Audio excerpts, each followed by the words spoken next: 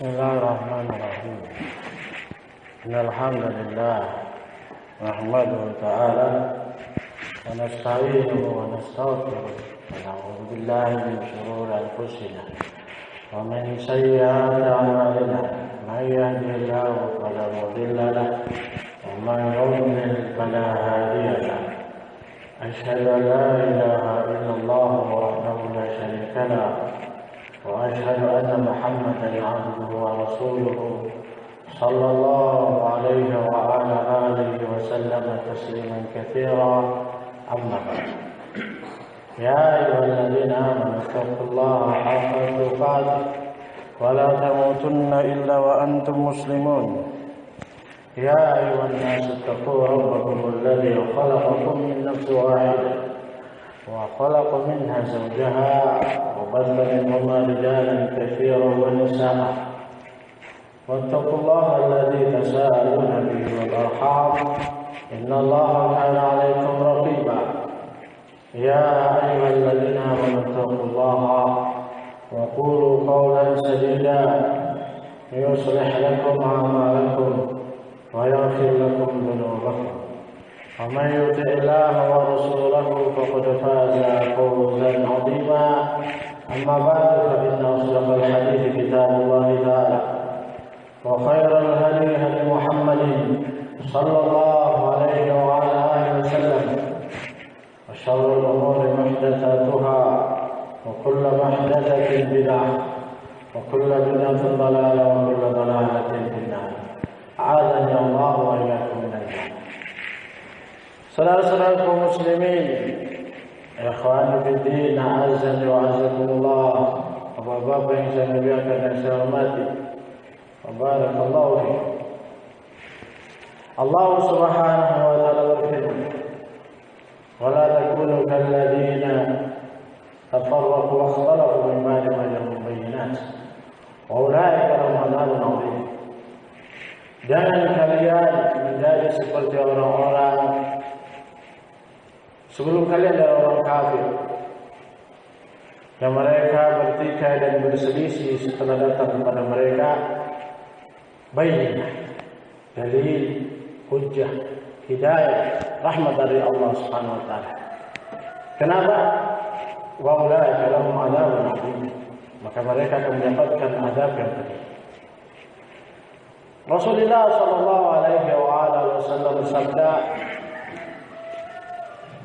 "Innama ahlaka man kana qablakum al-ghulu wa ikhtilafuhum ala anbiya'i."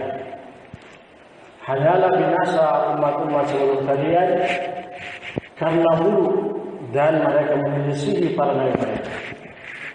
Syekh Mukhbil rahimahullah taala menjelaskan hadis tersebut. Banyak sebab umat-umat terdahulu binasa.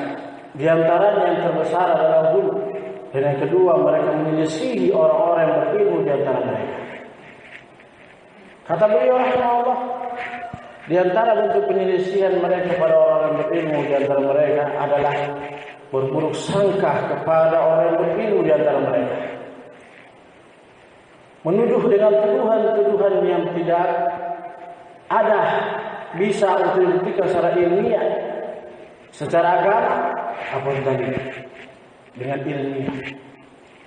Nah, dan yang lebih berbahaya kata beliau rahimahullah, apalagi kalau tuduhan tersebut bersifat dunia, yang tidak ada hubungannya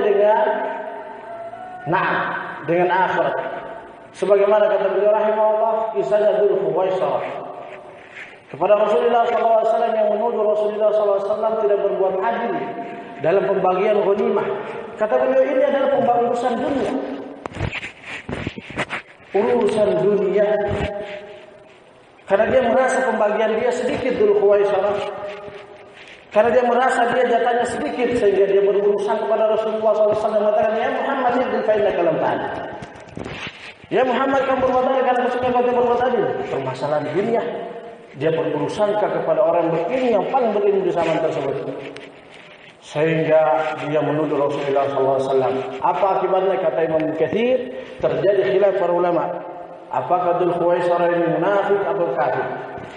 Aktsarul ulama menyebutkan bahwasanya dia munafik mukhrijun minha. Dan tidak sedikit dari para ulama juga mengatakan dia bukan munafik yang keluar dari Islam, namun dia adalah dari tulang sulbinya muncul bibit-bibit para pemberontak yang bernama Khawarij. Keluar dari yang mana benar tersebut, yang jelas ini merupakan perbuatan berbahaya. Nah, di antara faedah tersebut Syekh Muhammad bin Shalih Al Utsaimin menjelaskan bahwasanya berburuk sangka kepada orang yang berilmu, terlebih lagi dalam urusan yang tidak ada kaitannya dengan agama, itu merupakan sebab terjadi pada sifat kemunafikan. Nah, kemudian Al-Hafidz Ibnu Hajar rahimahullah menyebutkan kisah 3 orang yang ada disebutkan. Ala dulukum ala nafarin salat. Maukah aku tunjukkan kepada kalian 3 golongan tersebut? Dan disebutkan kita sudah tahu bersama. Yang kita akan sebutkan di sini faedahnya yang ketiga. Dia berpaling karena maka Allah berpaling. Disebutkan dalam syarahnya. Penjelasan yang bahwasanya dia berpaling dari majelis Rasulullah SAW bukan karena urusan agama. Sebagian ahli menyebutkan dialah Dzulkhuwaisarah. Sebagian pensyarah menyebutkan orang tersebut Dzulkhuwaisarah yang tadi tidak terima pembagian terhadap Rasulullah SAW pembagian ghanimah yang urusan dunia. Dia berpaling. Rasulullah SAW mengatakan, maukah aku tunjukkan kalian siapa orang tersebut? Apa 3 orang itu? Nah, di sini faedah penting dari kita. Nah, kata Allah Subhanahu wa taala, "Atii'u Allah wa atii'ur Rasul wa la tanazalu fatafshalu wa tadhhab 'riihukum wasbiru innallaha ma'as sabirin." Taatlah kalian kepada Allah dan taatlah kalian kepada Rasulullah, jangan kalian bertikai. Kalian akan lemah, kalian akan susah sehingga lemah kekuatan kalian. Kata Al-Tafsir dijelaskan oleh Imam Sa'di rahimahullah, ini Allah Subhanahu wa taala menjelaskan bahwasanya dengan ini Allah melarang untuk bertikai dalam permasalahan agama.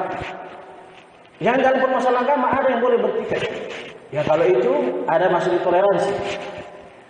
Yaitu seperti khilaf fikih, perbedaan pendapat dalam memahami yang bisa toleransi yang toleransi oleh ulama. Itu saja Allah masih melarang. Apalagi kalau tidak ada hubungannya dengan dunia, tidak ada hubungannya dengan akhirat, agama, lebih-lebih Allah Subhanahu wa taala melarang. Nah, maka oleh karena itu waspada kita. Karena Rasulullah sallallahu alaihi wasallam mengatakan, rahimallahu ra'an idza ba'a wa idza ta'a wa idza qada. Kata Rasulullah sallallahu alaihi wasallam, semoga Allah merahmati hamba yang dia lapang dadah ketika menjual, ketika membeli, dan ketika dia menunaikan utang. Ini dalam hubungan jual beli yang ada hubungannya untung rugi. Apalagi kalau kita tidak ada hubungannya dengan jual beli, maka kita jual lebih lapang. Apalagi kalau itu tidak ada hubungannya dengan agama. Maka oleh karena itu ya ikhwan fiddin, bahwa Bapak yang saya muliakan, saya hormati, a'azzani wa a'azzakumullah wa barakallahu fikum. Hati-hati kita. Jangan karena permasalahan dunia menjadikan kita berburuk sangka kepada orang-orang yang berilmu, yang lebih berilmu dari kita. Kenapa? Karena ini merupakan bentuk Allah merahmati kita semua. Terlebih lagi kalau kita berburuk sangka terhadap orang yang berilmu dari kita dalam permasalahan yang ternyata itu permasalahan yang keliru. Allah Rasul Syekh Fauzan hafizahullah menafsirkan ayat tersebut, ya ayyuhalladzina amanu ittanibu katsiran minadh-dhann inna ba'dadh-dhanni itsm. Kata beliau rahimahullah, jauhilah kalian berburuk sangka. Kata Syekh hafizahullah, berburuk sangka kepada manusia biasa saja ini sudah termasuk dosa. Bagaimana jika berburuk sangka yang lebih berilmu dari kita, yang lebih bertakwa pada kita, yang lebih beriman pada kita, yang lebih wara pada kita, lebih zuhud daripada kita, lebih banyak amal soleh daripada kita, lebih banyak. Manusia biasa saja kita diharamkan untuk berburuk sangka, apalagi yang lebih dari kita. Itulah teguran Rasulullah SAW kepada Umar bin Khattab radhiyallahu taala ketika beliau mengatakan kepada Hatib bin Abi Balta'ah, biarkan aku ya Rasulullah menebas lehernya. Rasulullah SAW marah kepadanya, marah kepada Umar bin Khattab. Apakah kaum taqtuluna man syahida badran? Man syahida badran? alladzi qala Allah fihi i'malu ma syi'tum apakah kamu membunuh orang yang mengatakan orang yang menghadiri perang Badar dalam keadaan Allah sudah berfirman pada mereka perang Badar, lakukan apa yang kalian mau, aku ampuni kalian. Rasulullah sallallahu alaihi wasallam mana katanya?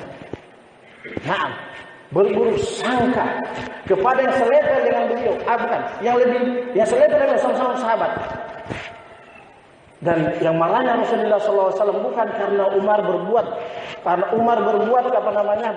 menyatakan hal tersebut, karena Umar lancang melewati hukum yang ditetapkan oleh Rasulullah SAW. Rasulullah SAW belum menetapkan dia hukum munafik, dia sudah menetapkan.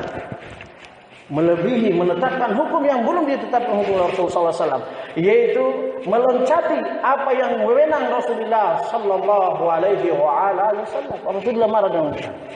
Ternyata setelah Rasulullah SAW memanggil Hatib bin Abi Balta'ah, Rasulullah SAW menanyakan apa sebabnya kamu lakukan, memberikan bocoran bahwasanya saya akan menyerang begini kepada Mekah. Kata Hatib bin Abi Balta'ah, ya Rasulullah, tidaklah aku melakukan itu karena aku kufur pada Allah dan Rasulnya, tetapi aku memiliki kerabat di sana. Urusan dunia. Kan dia memiliki kerabatan, yaitu hubungan emosional dengan kerabatnya di sana di Mekah. Khawatir kalau Rasulullah SAW menyerangnya, mereka akan balas dendam, mereka serang bukan karena mereka tidak bisa menyerang kaum muslimin Rasulullah SAW dan para sahabat yang ada di Madinah. Mereka sikat kaum muslimin, termasuk keluarganya Hatib bin Abi Balta'ah yang berada di Mekah. Cuma itu Rasulullah SAW, dia berbesar hatinya beliau, padahal beliau sudah ditolimi. Beliau sudah ditolimi, sifat munafik, tapi beliau tidak menetapkan karena urusan dunia beliau memaafkan. Beliau lapang dada. Dan terjadi interaksi lebih baik, dan Hatib bin Abi Balta'ah tidak merasa minder. Tetap datang menghadiri majelis Rasulullah SAW, tidak berpaling melihat Rasulullah, dia berpaling dan seterusnya. Beda dengan Dzul Khuwaisarah Abdullah bin Ubay bin Salul ketika ditegur oleh Rasulullah SAW di perang Tabuk, yang Allah abadikan di dalam surat At-Taubah ayat terakhir. Ditegur Rasulullah SAW, kenapa kalian tidak ikut perang? Di hadapan para sahabat yang lainnya, ketika Rasulullah SAW adapun 3 orang yang mereka jujur, adapun kalian tidak jujur. Tersinggung hati Abdullah bin Ubay bin Salul. Semenjak itu dia tidak pernah menghadiri majelis Rasulullah SAW karena ditegur. Dia tidak ikut perang Tabuk, dan dia dikatakan bahwasanya hanya 3 orang yang jujur, yaitu Ka'ab bin Malik, Hilal bin Marrah, Makkah satunya, Murarah, Hilal dan Ka'ab. Karena Rasulullah SAW, dia tidak berbesar hati bahwa yang ditegur bukan karena emosional, bukan karena hawa nafsu, karena wahyu dari Allah Subhanahu wa taala. Tapi karena dia sudah memiliki sakit hati yang besar kepada Rasulullah SAW, akhirnya dia tidak pernah hadir, dan bahkan lebih itu dia membuat makar terhadap Rasulullah SAW dan para sahabatnya sampai detik ini. Abu Bakar dan Umar dilaknati, laknatullah ala Abu Bakar, laknatullah ala Umar dan para sahabat, itu karena perbuatannya Abdullah bin Ubay bin Salul. Bersama Nabi bin Abi Thalib diikuti oleh Abdullah bin Salam, masih keturunan. Sebabnya apa? Itu dia. Hati-hati kita. Itulah sabda Rasulullah SAW, wa inna ma ahlaka man kana qablakum al-ghulu wa ikhtilafuhum ala anbiya'ihim. Maka kita berhati-hati. Kita berhati-hati dari permasalahan-permasalahan yang kita berburuk sangka sesama kita, terlebih lagi kepada orang yang lebih berilmu dari kita. Wa akhiru da'wana walhamdulillahirabbil alamin.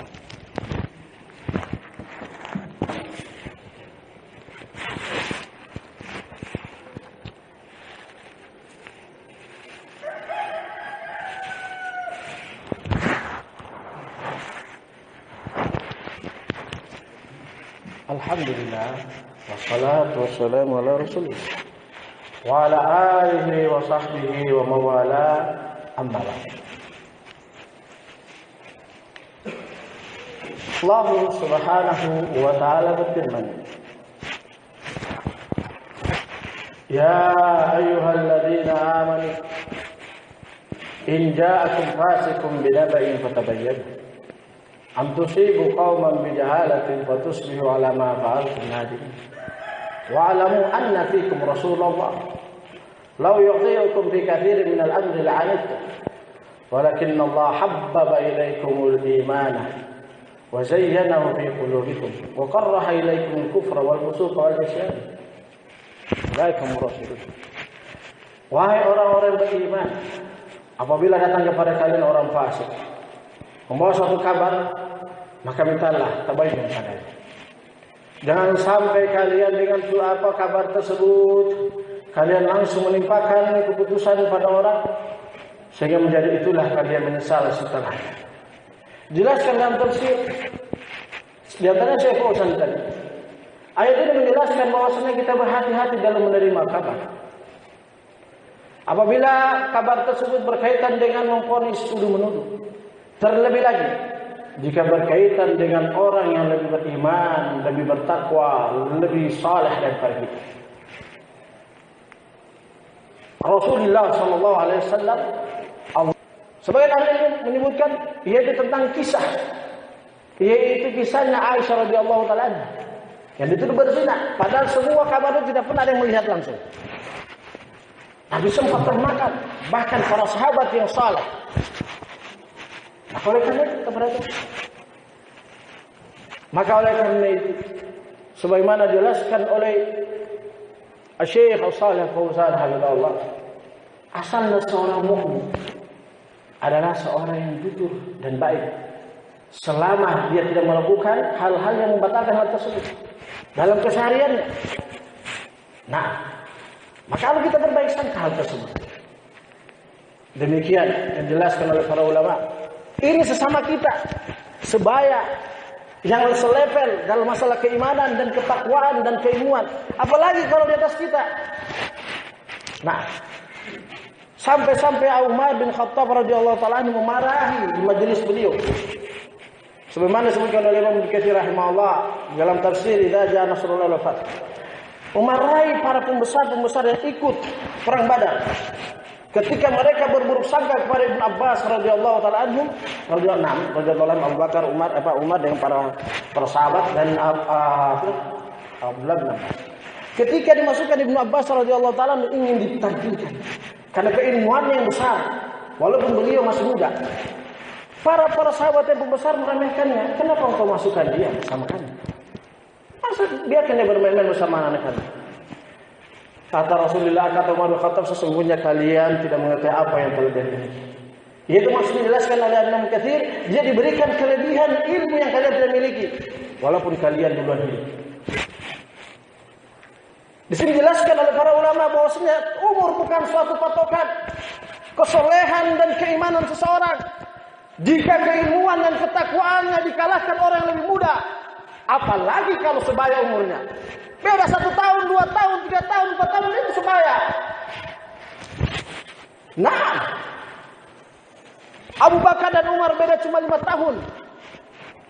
Rasulullah SAW mengatakan mereka selevel. Umar dengan Utsman selevel, walaupun mereka beda Umar cuma 7 tahun. Kurang lebih. Dan tidak ada perbandingan. Inna akramakum indallahi atqakum. Sesungguhnya orang yang bertakwa di antara kalian adalah orang yang bertakwa. Allah tidak mengatakan yang paling berumur di antara kalian. Sesungguhnya yang paling mulia di antara kalian, yang paling berumur di antara kalian. Tidak. Yang paling bertakwa. Ini harus dipahami. Supaya jangan jadi hal tersebut. Kenapa? Karena pamannya Rasulullah SAW, Hamzah, Abbas, yang mereka sebagai paman beliau mencium tangan Rasulullah SAW bahkan dahinya, bukan karena dia muda umurnya, karena keilmuannya, ketakwaannya, kesolehannya dan penjauhan diri dari kemaksiatan dan penjagaan diri dengan menjalankan ketaatan jauh lebih banyak, jauh lebih besar, jauh lebih kuat, jauh lebih dalam daripada pamannya. Kita harus paham ya. Dan umur bukan patokan. Tetapi kesolehan dan ketakwaan di sisi Allah di dalam menjalankan ilmu yang dia telah dapatkan, dia mengaplikasikan ilmu yang dia telah lakukan, itu patokan di sisi Allah Subhanahu wa taala. Dari Ibnu Abbas radhiyallahu taala. Abu Hurairah terakhir masuk Islam tahun ke-7. Namun sepakat para sahabat, beliau yang paling menghafal, beliau yang paling banyak ilmunya setelah Abu Bakar dan Umar. Kenapa? Karena beliau paling banyak hafalan hadisnya setelah Al-Quran. Abdullah bin Umar yang duluan masuk Islam mengakui keilmuan Abu Hurairah yang terakhir masuk Islam tahun ke-7 Hijriah, sementara Abdullah bin Umar masuk Islam dari semenjak lahir. Nah, apa dari semenjak 3 tahun setelah? Nah, karena Rasulullah SAW, karena Umar bin Khattab radhiyallahu taala anhu hijrah masuk Islam 3 tahun sebelum hijrah ke Mekah. Nah, sementara Abdullah bin Umar radhiyallahu taala anhu lahir tahun ke-3 setelah Nabi. Beliau masuk Islam semenjak kecil. Karena bapaknya masuk Islam. Namun ketika masuk Islamnya Abu Hurairah dan beliau ahlu suffah mengambil ilmu dari Rasulullah SAW sampai 5.743 hadis. Beliau mengatakan beliau paling banyak menghafal hadis. Kata Jabir bin Abdullah radhiyallahu taala anhu, kana a'lamuna hafadna. Yang paling alim di antara kami, yang paling hafal. Yaitu yang beliau masukkan adalah Abu Bakar radhiyallahu taala. Nah, ini menunjukkan ya akhwan kita. Azza wa azakumullah wa barakallahu fikum. Ibrah bagi kita semua. Kita ingat hadis betul. Ayat tersebut. Sesama kita berurusan pada boleh. Apalagi yang lebih berilmu dari kita. Yang lebih saleh dari kita. Lebih bertakwa kepada kita. Yang kita akui dengan hati kecil kita. Walaupun lisan kita banyak membantahnya. Semoga bermanfaat. Wallahu a'lam bishawab. ربنا لا تزغ قلوبنا بعد إذ هديتنا وهب لنا من لدنك رحمة إنك أنت الوهاب اللهم آتنا في الدنيا حسنة وفي الآخرة حسنة وقنا عذاب النار يا مقلب القلوب ثبت قلوبنا على دينك يا مصرف القلوب صرف قلوبنا على طاعتك اللهم أحينا على الإسلام والسنة وأمتنا على الإسلام والسنة اللهم أرنا حقا حقا وارزقنا اتباعه وأرنا الباطل باطلا وارزقنا اجتنابه إنك عليم بذات الصدور وآخر دعوانا الحمد لله رب العالمين سبحانك اللهم وبحمدك أشهد أن لا إله إلا أنت أستغفرك وأتوب إليك والحمد لله.